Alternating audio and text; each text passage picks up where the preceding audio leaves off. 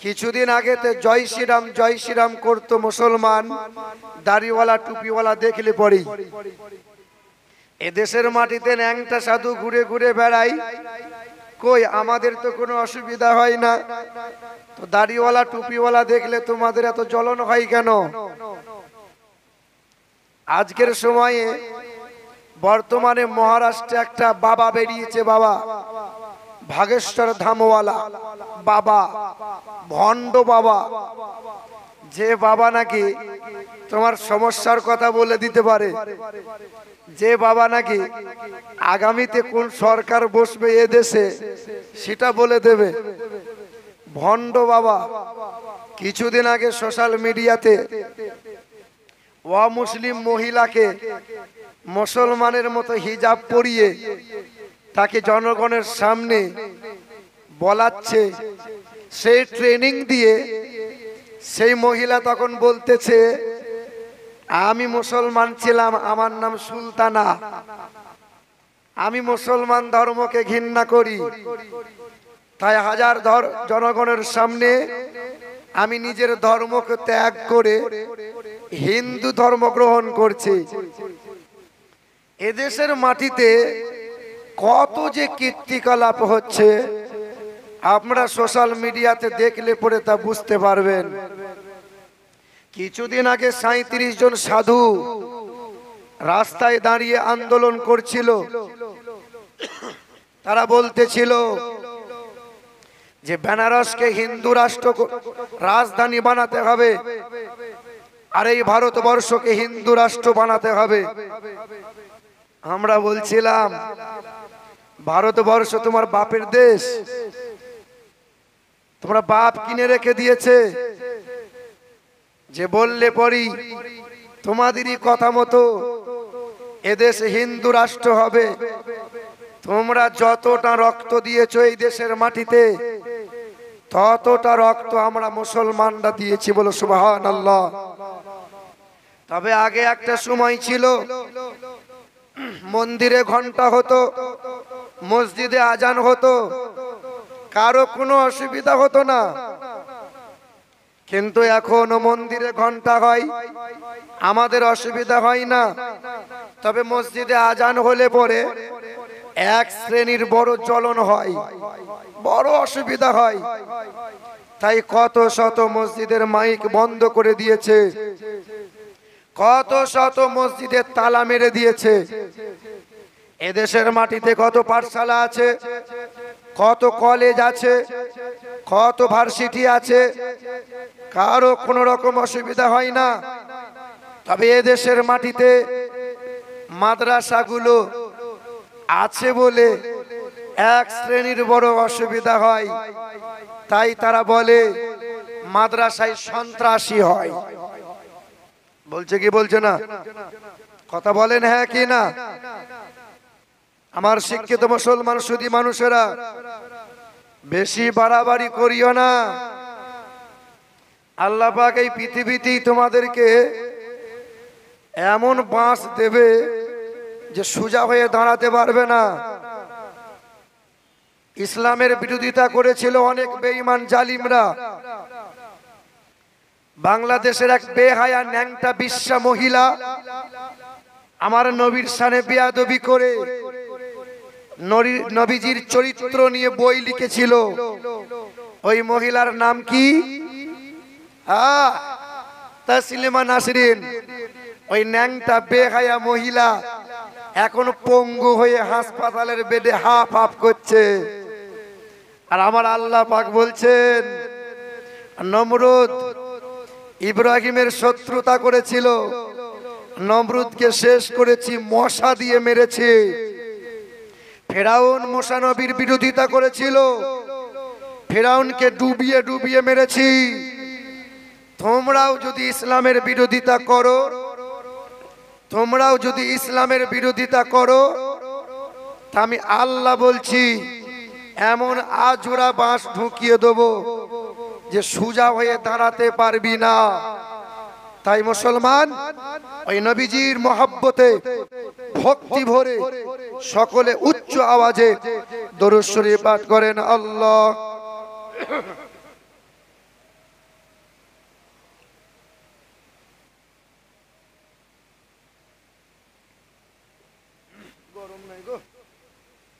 বাবু mic man তুমি ঠিক করেন না একটু মাইকটা।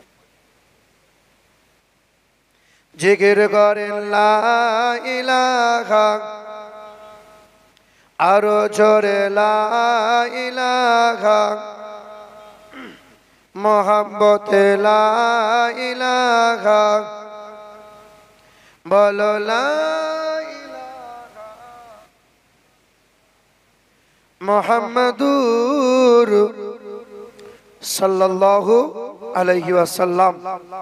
তিনি হলেন আল্লাহ, যিনি আমাদেরকে মুসলমান ঘরে পাঠিয়ে দুনিয়ার আগুন থেকে বাঁচিয়েছেন, কবরের আগুন থেকে আর জাহান্নামের আগুন থেকে বাঁচার জন্য তিনি সারাটা জীবন সময় দিয়েছেন আর যথেষ্ট সুযোগ দিয়েছেন। তিনি আল্লাহ, যিনি কাল ছিলেন, আজ আছেন, আগামীতেও থাকবেন। যার কোষাগারে, যার ভান্ডারে, যার রাজত্বে, যার দরবারে কখনো কোনো সময়তে কোনো জিনিসের টান পড়েনি, আজও পড়ছে না আর আগামীতেও পড়বে না। এত বড় দরবারের যিনি মালিক তিনি কে বলো বাবু? 4 আঙ্গুল তফাৎ থেকে যেন ক্যাচ করে, মানে মুখ লাগিয়ে বললে শ্বাসটা টানছে বেশি, একটু একটু খেয়াল রাখেন। তিনি হলেন আল্লাহ, যার দরবারে আমাকে আপনাকে যেতেই হবে, যাব না বলা যাবে না। আর আমার আল্লাহ কখন ডাকবেন এ কথা আমাকে আপনাকে বলবে, কথা বলে না। না, ওয়াজ কোথায় করছি বাবা? ওয়াজ কবর আস্তানায় করছি না তো। একটু হ্যাঁ হু দেন। আমার আগের যিনি বক্তা খুব ভালো বয়ান করছিলেন আর মাঝে মধ্যেই বলছিলেন জোরে বলুন, একটু জোরে বলুন। আচ্ছা, জোরে বলছিলেন আপনারা? উনি তো জোরে বারবার বলাচ্ছিলেন, একটু জোরে বলুন না, আর একটু জোরে বলুন না বলছিলেন। আপনারা বলছিলেন কি এ বাবা? জোরে বলিয়ে তেমন লাভ হবে না, কারণ জান্নাতের বাগানে বসলে জান্নাতি ভাষা অন্তর থেকে মোহাব্বতে বার হবে। জোর করে বলিয়ে লাভ হবে না। জান্নাতি ভাষা হলো 4টে, সুবহানাল্লাহ, আলহামদুলিল্লাহ, আল্লাহু আকবার, লা ইলাহা ইল্লাল্লাহ। জান্নাতি ভাষা হলো 4টা। তো জান্নাতের বাগানে বসে মোহাব্বতে জান্নাতি ভাষা বার করবেন। আমার একজন বন্ধু ছিল জানেন, সিপিএম করত, চাপে পড়ে বা ঘটনাক্রমে তৃণমূলে যোগ দিয়েছে। তো রাস্তায় যখন মিছিল হয় সবাই বলে ইনকিলাব জিন্দাবাদ, ভেঙে দাও, গুঁড়িয়ে দাও। তো আমার বন্ধুটা স্লোগান দেয় না। তা আমি একদিন খোঁচা মেরে বলছি স্লোগানটা দে, না হলে যে ঘর পাবি না। এ চাপে পড়ে তখন স্লোগান দেয়, ভক্তিতে দেয়, মহাব্বতে দেয়। কারণ কি বলুন তো? এই লোকটা এই দলের নয়। জান্নাতের বাগানে বসে যদি জান্নাতি ভাষা মহাব্বতে বার না হয় তাহলে জেনে রাখতে হবে আমি আপনি জান্নাতি দলে নয়। বুঝতে পারছেন আপনারা? আজকে 21 রাত জাগা হয়ে গেছে। মনে মনে ভেবেছিলাম যে আজকে রাতটা একটু আরাম করব, কিন্তু আমার ভাই সেলিম ভাই ছাড়ে না। আসতে হয়েছে, অসুস্থ শরীর, তারপরেও কষ্ট করে বেশ কিছু মূল্যবান কথা আপনাদের দিয়ে যাব। তিনি ডাকলে পরে তার ডাকে সাড়া দিতে হবে, যাব না বলা যাবে না।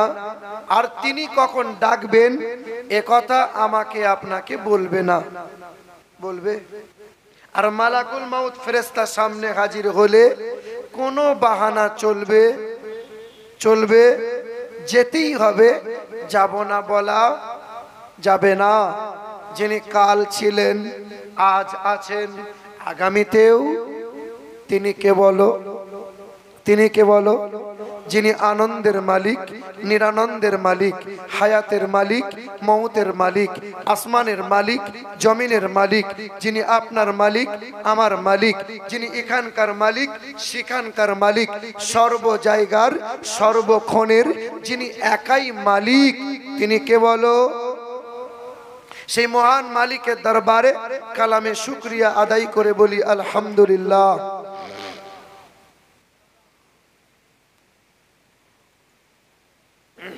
আমার শিক্ষিত মুসলমান, তারপরই শত কোটি দরুদ আর সালাম আমার আপনার নবীর ওপর, যে নবী দাঁড়ালে পরে গগন ঊর্ধ্বতা লাভ করে, যে নবী বসিলে পরে বসুন্ধরা স্তবিত লাভ করে, যে নবী হাসলে পরে জান্নাত সৌন্দর্যতা লাভ করে, যে নবী কাঁদলে পরে জাহান্নাম থরথর করে কাঁপতে শুরু করে, যে নবীর চুলের কৃষ্ণতায় রাতের অন্ধকার ফিরে পায়, যে নবীর নুরানি চেহারাতে দিনের আলো লাভ করে, যে নবী সকালবেলায় রাস্তা দিয়ে চলে গেলে সন্ধ্যা পর্যন্ত মেশকে আম্বরের সুগন্ধি বার হয়, যে নবী সন্ধ্যাবেলায় রাস্তা দিয়ে চলে গেলে সকাল পর্যন্ত, আর সকালবেলায় চলে গেলে সন্ধ্যা পর্যন্ত যে রাস্তা দিয়ে সুগন্ধি বার হয়, তিনি মক্কার মতি, মদিনার জ্যোতি, দুই কুলের সাথী, আমার আপনার নবী জনাবে মুহাম্মদুর রাসূলুল্লাহ। বেদ কি বলে জানো? আমার নবীর জন্য বেদ বলে, দ্বাদশং সকল পক্ষ সমাধবে মাসি মাধবম জাতং দত্তা সাতু পুতরং পিতরৌ রুষ্ট মনুষ্য সম্ভালে বিষ্ণু যশাস গৃহে পদুর্ববমহম সোমতাং বিষ্ণু যশাস গর্ভমদত্ত বৈষ্ণবম অথ তেষাং ভবিষ্যতে মনং সেবে সদা নিবৌ বাসুদেবঙ্গরং গীতি পুণ্যগন্ধানি নিস্পর্শম। তিনি হবেন জগৎগুরু, অন্তিম মহামানব, যিনি আসিবেন মাধব মাসের দ্বাদশ তিথিতে। আমার নবী এসেছেন রবিউল আউয়ালের 12 তারিখে, সোমবারের দিন শুভ সাদিকে। যিনি আসিবেন সাম্বালা শহরে, সাম্বালা শহর মানে শান্তিময় শহর, মরুভূমির বালুর চর, মক্কার নগরীতে। যার বাবার নাম বিষ্ণু যশা, তার বাংলা করলে হবে আল্লাহর দাস, যার আরবি করলে হবে আব্দুল্লাহ। যার মায়ের নাম হবে সুমতি, যার বাংলা করলে হবে সুন্দর মন, যার আরবি করলে হবে আমিনা। তেনার নাম এসেছে ইন্দ্রজোনা উপস্রোত নামে নরসংসা ভবিষ্যতে। তিনার নাম হবে নরসংসা, তিনি হবেন প্রশংসিত, যার আরবিতে করলে হবে মুহাম্মাদুর রাসূলুল্লাহ। তিনি গোটা বিশ্বের মাটিতে এমন শান্তির বার্তা আর এমন আলো এই অন্ধকার যুগে ছড়িয়ে দিয়ে গেছেন যে গোটা বিশ্বটা আলোকিত করে গেছেন। জর্জ বার্নার্ড শ বলেন, I believe if a man like the great scientist or Prophet sallallahu alaihi wasallam or transform the dictatorship of modern world, he will succeed in solving its problem in that will bring its much peace and happiness.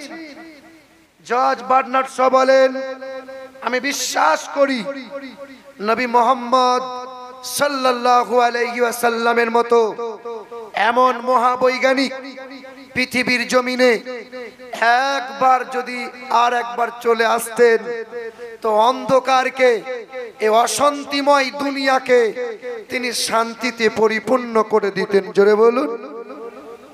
আমার বাবাজিরা, আমার নবীর মতো মহাবৈজ্ঞানিক আর কেউ আসতে পারে? আর কেউ হতে পারে?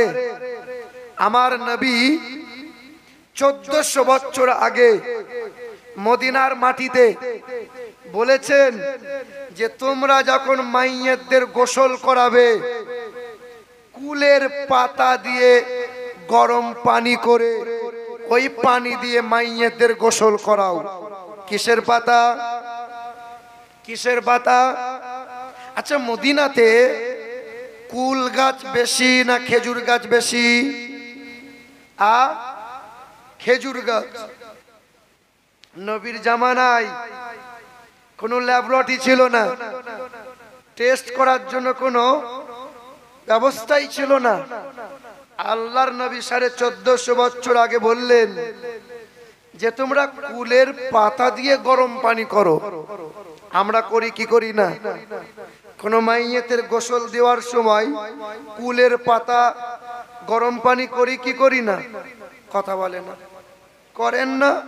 হ্যাঁ, দয়ার নবী বৈজ্ঞানিকের বৈজ্ঞানিক, তিনি বলে দিয়েছেন যে কুলের পাতা দিয়ে গরম পানি করলে পরে দেহের ওপরে গরম পানি ঢালবে, দেহের তাম জীবাণুগুলো সব দূরীভূত হয়ে যাবে। আজকে যে সমস্ত মানুষ কুলের পাতা ঘরে ঘরে পাওয়া যায়, অথচ মহিলারা বিভিন্ন রকম নামি দামি ক্রিম ব্যবহার করে। করে কি করে না? হ্যাঁ, ওই কুলের পাতা বেটে বেটে যদি আপনি স্কিনে ব্যবহার করতে পারেন, আপনার স্কিনের ঘা ভালো হবে, আপনার সৌন্দর্যতা বেড়ে যাবে। রাজমিস্ত্রি যারা সিমেন্ট বালি মশলা মাখাই, তারা কোন কোন সময় দেখেন পায়ের হাতে ঘা হয়ে যায়, যায় কি যায় না? যাদের ঘা হয়, চর্মরোগ হয়, ওই কুলের পাতা বেটে বেটে গরম পানির সঙ্গে ঘায়ের মধ্যে একটু লাগাইয়ে দিয়েন, কয়েকদিন ব্যবহার করবেন, আপনার ঘা ভালো হয়ে যাবে। নবী বৈজ্ঞানিকের বৈজ্ঞানিক।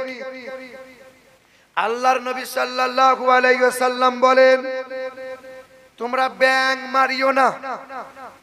ব্যাং, আমার আপনার ঘরে ব্যাং থাকে কি থাকে না? কোন ব্যাং, যে ব্যাঙের দেহ থেকে গন্ধ বার হয়, নবী বলছেন ঘরে অলিতে গলিতে ব্যাং থাকলে ব্যাং মারিও না। ওই ব্যাং যে বাড়িতে থাকবে ওই বাড়িতে বিষাক্ত সাপ কখনো আসতে পারবে না। দ্বিতীয় নম্বর, ব্যাং তোমরা মারিও না, কারণ ব্যাং সবচেয়ে আল্লাহর জিকির করে বেশি। ব্যাং মারিও না, কারণ ইব্রাহিম নবীকে যখন কঠিন অগ্নিকুণ্ডে নিক্ষেপ করেছিল নমরুদ বাদশা, সবাই মুখ ফিরিয়ে নিয়েছিল। ব্যাং ছুটে গিয়ে নিজের দেহের পানি আগুনের মধ্যে ঢেলেছিল আর আল্লাহকে বলেছিল, আল্লাহ আমি ব্যাং তোমার ইব্রাহিম নবীর পক্ষে আছি। জোরে বলুন। আমার নবী বৈজ্ঞানিকের বৈজ্ঞানিক।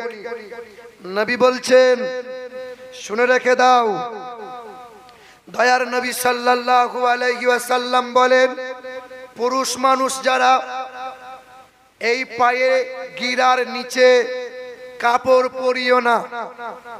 পুরুষ মানুষ যারা পায়ের গিরার নিচে কাপড় পরিধান করিও না, কারণ যে পুরুষ 24 ঘন্টা মুজা ব্যবহার করে, পায়ের গিরা ঢাকা দিয়ে রাখে, ওই পুরুষের অল্প দিনে যৌন শক্তি হারিয়ে ফেলবে।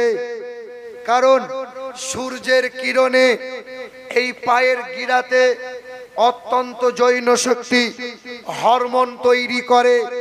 তাই তোমরা পুরুষ মানুষ যারা সূর্যের আলো লাগাতে দিও, পায়ের গিরা কাপড়ে ঢাকা রাখিও না। সূর্যের কিরণে হরমোন তৈরি হয়, তোমাদের যৌন শক্তি বাড়বে। জোরে বলুন। মহিলা যারা পায়ের গিরা ঢাকা রাখিও না, ঢাকা দিয়ে রাখিও। নবী কত বড় বৈজ্ঞানিক। আল্লাহর নবী বললেন, শোনো, মহিলা যারা সোনা ব্যবহার করিও, পুরুষ মানুষ সোনা ব্যবহার করিও না। মহিলারা সোনা ব্যবহার করবে, কারণ মহিলারা ঘর থেকে বাহির হবে না, পর্দার আড়ালে তারা থাকবে। সূর্যের কিরণ মহিলাদের শরীর তেমন পায় না, তাই সোনা ধাতুর কারণে দেহের মধ্যে ওই ঘাটতি তাদের শরীরে পূরণ হয়ে যায়। একটু জোরে বলুন সুবহানাল্লাহ। কথা বুঝতে পারছেন না? বুঝতে পারছেন না? আমার নবী হলেন বৈজ্ঞানিকের বৈজ্ঞানিক। আমার নবীর মতো মহাবৈজ্ঞানিক পৃথিবীর জমিনে আর কেউ আসে নাই, আগামীতেও আসতে পারবে না। আমার শিক্ষিত মুসলমান, আমার সুধী মানুষেরা, জীবন ভর আমরা খেটে খেটে খেটে খেটে মরে গেলাম, বুড়া হয়ে গেলাম, চামড়া জড়ো হয়ে গেল, এখনো কিন্তু সংসার সাজানো শেষ হলো না। বলেন, নিজের শখ সাধ, বিবির আশা ইচ্ছা পূরণ করতে করতে করতে চামড়া জড়ো হয়ে গেছে, এখনো সংসার সাজানো শেষ করতে পেরেছি বাবা? ছেলে মেয়ের আবদার পূরণ করতে করতে রক্ত পানি করে ফেললাম, এখনো ছেলে মেয়ের শখ সাধ পূরণ করতে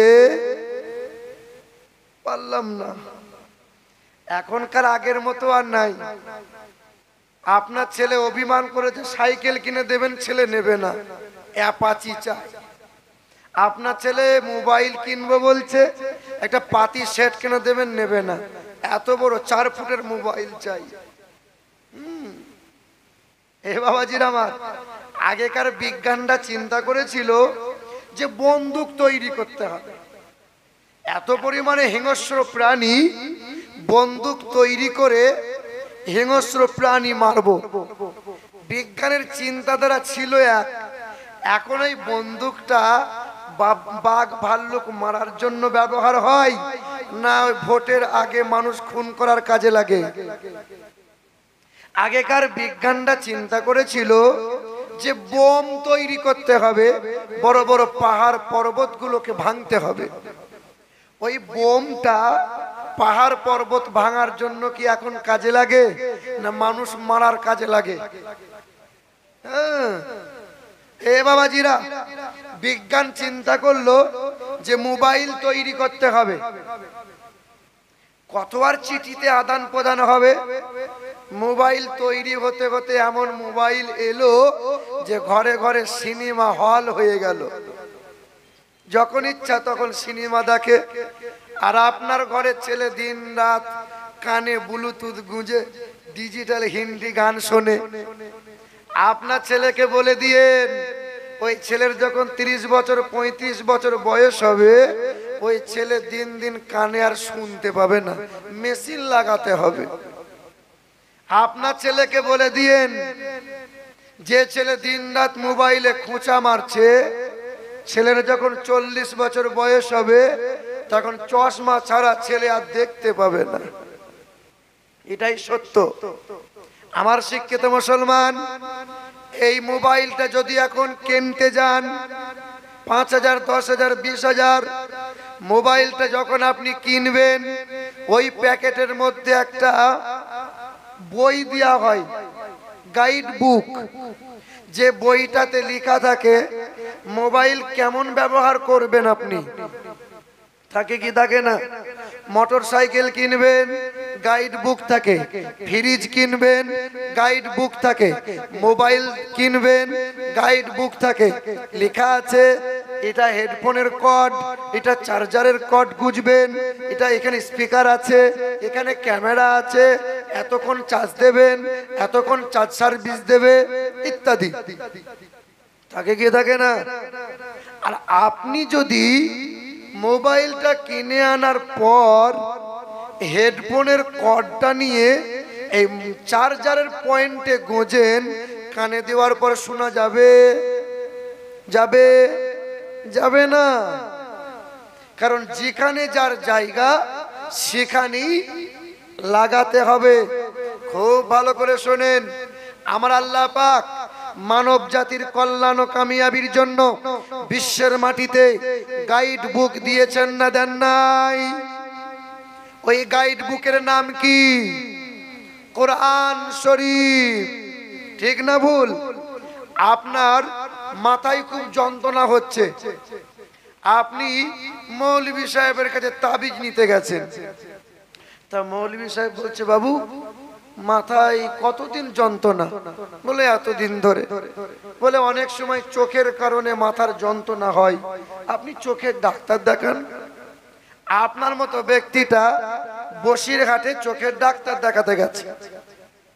ডাক্তার দেখানোর পরে ডক্টর আপনাকে বলেছে আপনাকে চশমা নিতে হবে। বলে চশমা?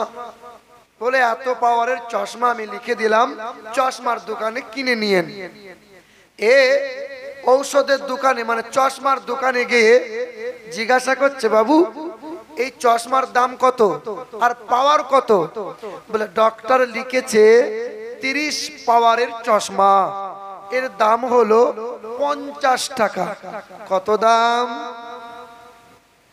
তা বলছে, বাবু এর চাইতে আর বড় পাওয়ার নাই? বলে হ্যাঁ, 60 পাওয়ারের চশমা আছে। বলে ওর দাম কত? বলে একই দাম, 50 টাকা। বলে 90 পাওয়ারের? বলে 90 পাওয়ারের চশমা আছে, একই দাম, 50 টাকা।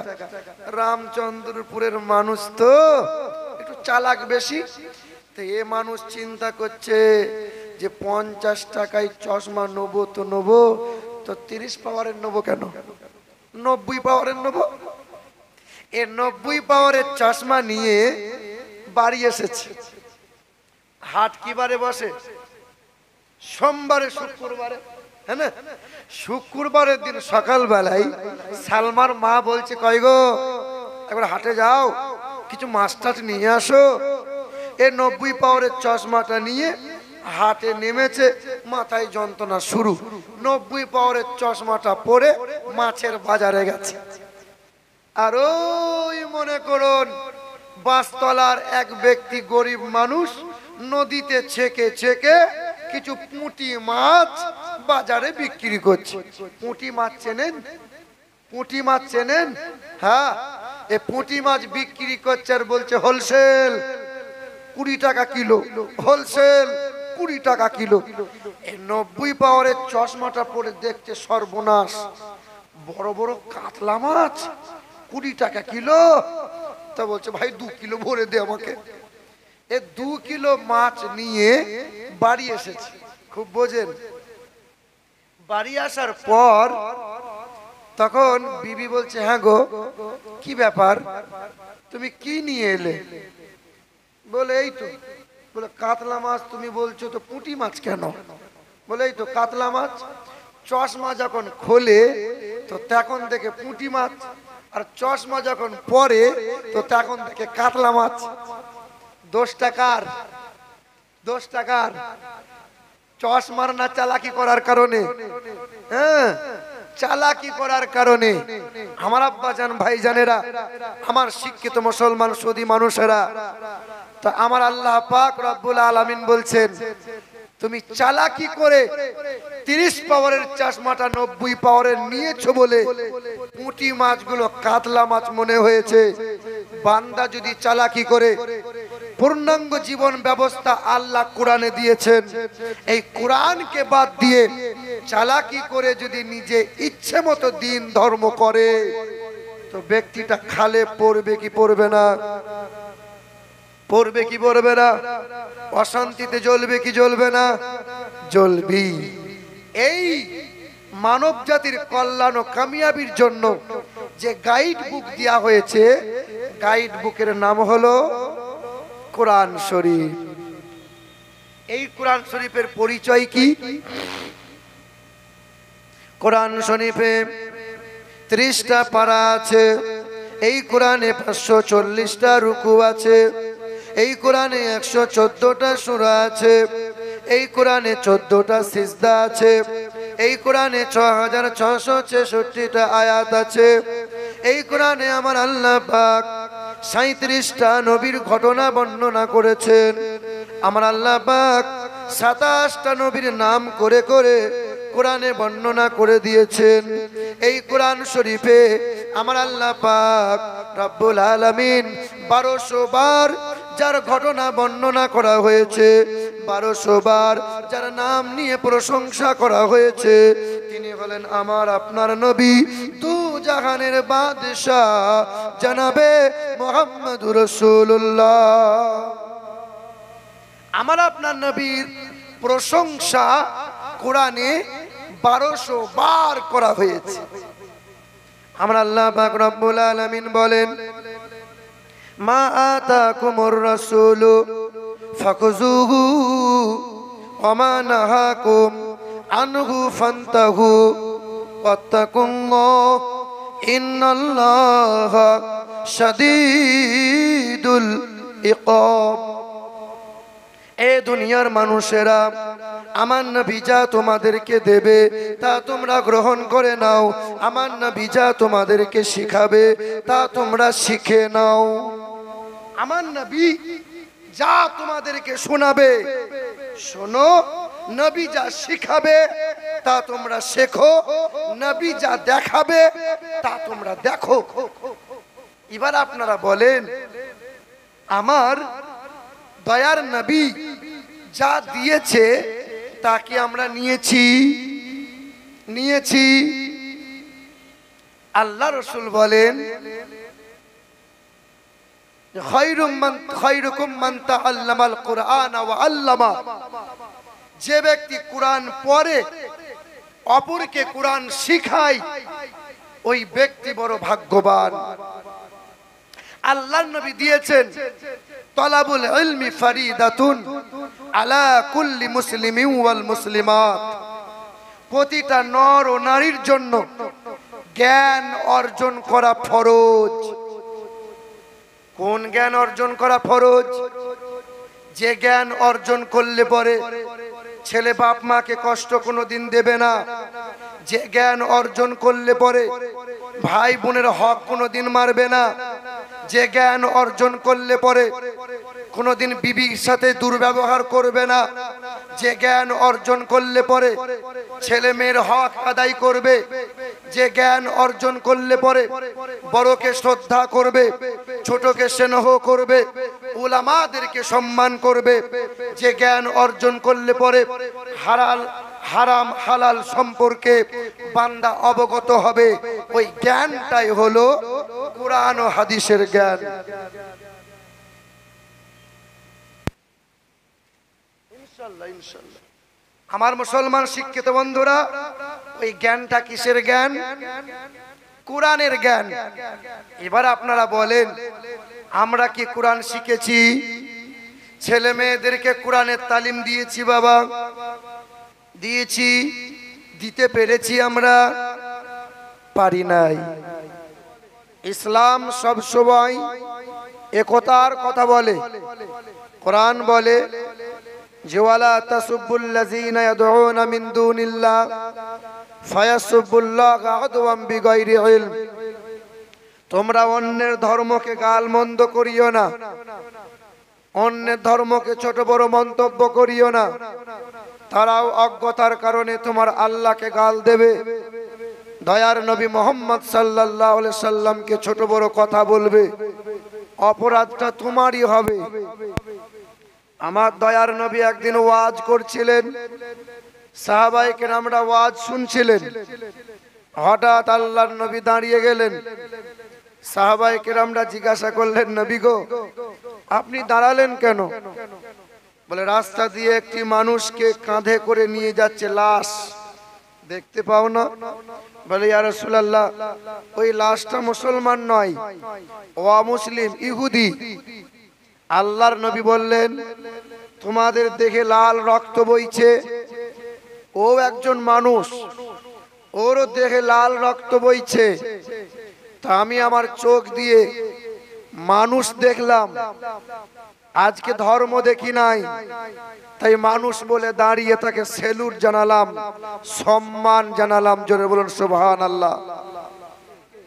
পৃথিবীর সর্বশ্রেষ্ঠ ধর্ম মুসলমান ঘরে পাঠিয়েছেন, আর মুসলমান ঘরে পাঠিয়ে দুনিয়ার আগুন থেকে বাঁচিয়েছেন। আপনি মুসলমান, আমরা মুসলমান। মুসলমান মানে পৃথিবীর আগুন আপনাকে পোড়াতে পারবে না।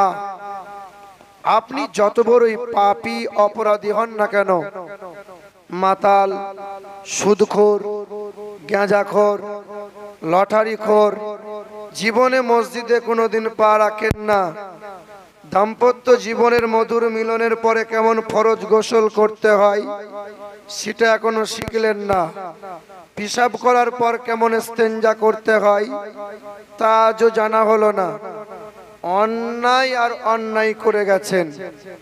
আপনার মতো ব্যক্তিটা যখন মারা যাবে তো সমাজের কিছু মানুষ বলবে, শালা মরেছে ঠিক হয়েছে, ওকে আগুনে পুড়িয়ে দে। সমাজের বুদ্ধিজীবী মানুষ যারা, তারা বলবে আগুনে পুড়াস না, মুসলমান মুসলমান বলে আপনাকে আগুনে পুড়াবে না। কিন্তু আপনি যদি মুসলমান না হন, হিন্দু হন, পৃথিবীর যত বড় দামি আর শিক্ষিত ব্যক্তি আপনি হন না কেন, আপনার মতো ব্যক্তিটাকে আগুনে পুড়িয়ে করে দেবে ছাই।